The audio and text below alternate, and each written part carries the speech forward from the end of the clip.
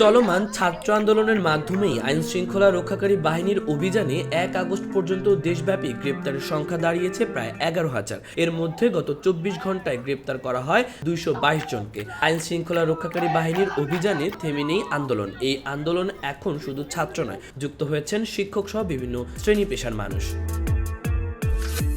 ২ August Dhaka সহ দেশব্যাপী কোটা সংস্কার আন্দোলনে অংশ নেওয়া শহীদ, আহত, পঙ্গু ও গ্রেপ্তারদের স্মরণে দোয়া ও ছাত্র জনতার গণমিছিল কর্মসূচি পালন করা হচ্ছে। কর্মসূচি সফলে জুমার নামাজের পর রাজধানী সহ দেশব্যাপী বড় ধরনের শোডাউন করতে পারেন আন্দোলনকারীরা।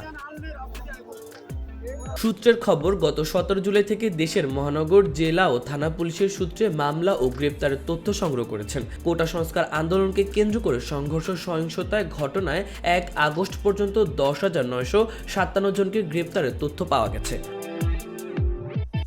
এখন পর্যন্ত রাজধানীতে গ্রেপ্তারের সংখ্যা দাঁড়ালো ৩,০০৭ জন। এর বাইরে ঢাকার ধামরাই, সাভার, আশুলিয়া, কেরানীগঞ্জ, নবাবগঞ্জ ও দোহার থানায় ১ আগস্ট পর্যন্ত মামলা হয়েছে ২৬টি।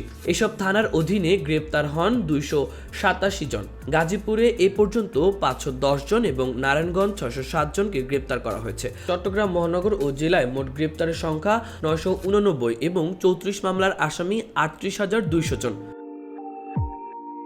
এদিকে সকাল থেকে রাজধানীর বিভিন্ন এলাকায় শিক্ষার্থীদের সঙ্গে জড়ো হতে শুরু করেছেন বিভিন্ন পেশার মানুষ। বৃষ্টি উপেক্ষা করে শহীদ মিনারে আসতে দেখা গেছে চিকিৎসকদের। বিভিন্ন মসজিদ এলাকায় আসছেন শিক্ষার্থী সহ বিভিন্ন পেশার মানুষ। কাওরান বাজার এলাকাতে সকাল থেকে জড়ো হয়েছেন সাংবাদিক ও সাংস্কৃতিক অঙ্গনের ব্যক্তিরা।